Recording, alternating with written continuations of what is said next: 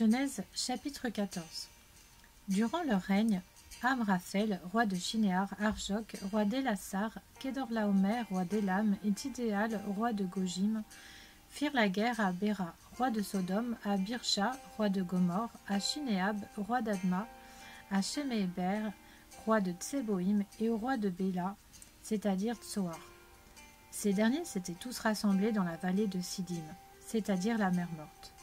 Pendant 12 ans, ils avaient été soumis à Kedorlaomer, mais la 13e année, ils s'étaient révoltés.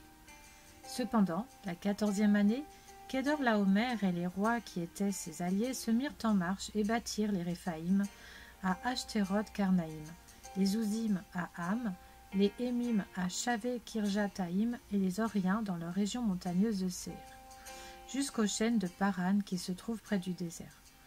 Puis, ils repartirent, vinrent à En-Mishpat, c'est-à-dire Kadès, et bâtirent les Amalécites sur tout le territoire, ainsi que les Amoréens installés à Hatsatson-Tamar. Alors les rois de Sodome, de Gomorre, d'Adma, de Tseboïm et de Béla, c'est-à-dire Tsoar, s'avancèrent. Ils se rangèrent en ordre de bataille contre eux dans la vallée de Siddim, contre Kedorlaomer, roi d'Élam, Tidéal, roi de Gojim, Amraphel, roi de Shinéar, et Arjok, roi d'Élassar.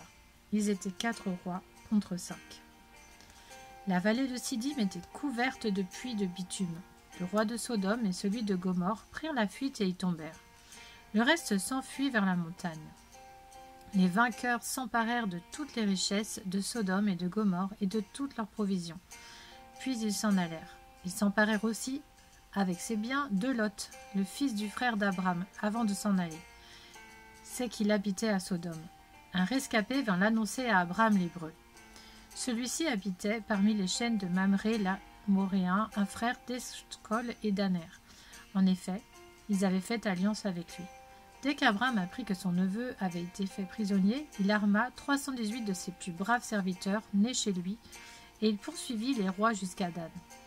Il divisa sa troupe pour les attaquer de nuit avec ses serviteurs. Il les battit et les poursuivit jusqu'à Shoba, qui est au nord de Damas. Il ramena toutes les richesses, il ramena même son neveu Lot avec ses biens, ainsi que les femmes et le peuple. Lorsqu'Abram revint de sa victoire sur Kedorlaomer et sur les rois qui étaient ses alliés, le roi de Sodome sortit à sa rencontre dans la vallée de Shavé, c'est-à-dire la vallée du roi. Melchisédek, roi de Salem, fit apporter du pain et du vin. Il était prêtre du Dieu Très-Haut. Il bénit Abram en disant « Qu'Abram soit béni par le Dieu Très-Haut, le maître du ciel et de la terre. Béni soit le Dieu Très-Haut qui a livré tes ennemis entre tes mains. » Abram lui donna la dîme de tout. Le roi de Sodome dit à Abram « Donne-moi les personnes et prends pour toi les richesses. » Abram répondit au roi de Sodome « Je le jure, la main levée vers l'Éternel, le Dieu Très-Haut, le maître du ciel et de la terre. Je ne prendrai rien de tout ce qui t'appartient, pas même un fil ni un cordon de sandales, afin que tu ne puisses pas dire « C'est moi qui ai enrichi Abram ». Il n'y aura rien pour moi, sauf ce qu'ont mangé les jeunes gens et la part des hommes qui m'ont accompagné, Aner, Eshcol et Mamré. Eux, ils prendront leur part. Genèse, chapitre 15. Après ces événements, la parole de l'Éternel fut adressée à Abram dans une vision. Il dit « Abram, n'aie pas peur, je suis ton bouclier et ta récompense sera très grande. » Abram répondit « Seigneur Éternel, que me donneras-tu ? Je m'en vais sans enfant et l'héritier de mes biens, c'est Eliezer de Damas. » Abram dit « Tu ne m'as pas donné de descendance, et c'est un serviteur de ma famille qui sera mon héritier. » Alors l'Éternel lui adressa la parole. « Ce n'est pas lui qui sera ton héritier, mais bien celui qui naîtra de toi. » Après l'avoir conduit dehors, il dit « Regarde vers le ciel et compte les étoiles, si tu peux les compter. » Il lui affirma « Telle sera ta descendance. » Abram eut confiance en l'Éternel, qui le lui compta comme justice.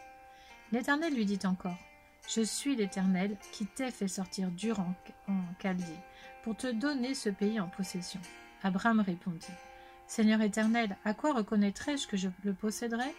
L'Éternel lui dit « Prends une génisse de 3 ans, une chèvre de 3 ans, un bélier de 3 ans, une tourterelle et une jeune colombe. » Abram prit tous ces animaux, les coupa par le milieu et mit chaque morceau l'un vis-à-vis de l'autre, mais il ne partagea pas les oiseaux. Les oiseaux de proie s'abattirent sur les cadavres, mais Abram les chassa. Au coucher du soleil, Un profond sommeil tomba sur Abram, et voici qu'il fut assailli par la terreur et une grande obscurité. L'Éternel dit à Abram, « Sache que tes descendants seront étrangers dans un pays qui ne sera pas à eux. On les réduira en esclavage et on les opprimera pendant 400 ans.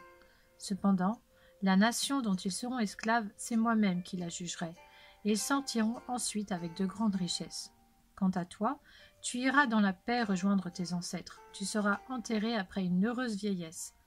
Ce n'est qu'à la 4e génération qu'ils reviendront ici, car la faute des Amoréens n'est pas encore à son comble. » Quand le soleil fut couché, il y eut une obscurité profonde, et un four fumant et des flammes passèrent entre les animaux partagés. Ce jour-là, l'Éternel fit alliance avec Abram en disant, « C'est à ta descendance que je donne ce pays, celui qui va du fleuve d'Égypte jusqu'au grand fleuve, jusqu'à l'Euphrate, le pays des Kéniens, des Kénisiens, des Cadmoniens, des Hittites, des Phéréziens, des Réphaïm, des Amoréens, des Cananéens, des Girgasiens et des Jébusiens.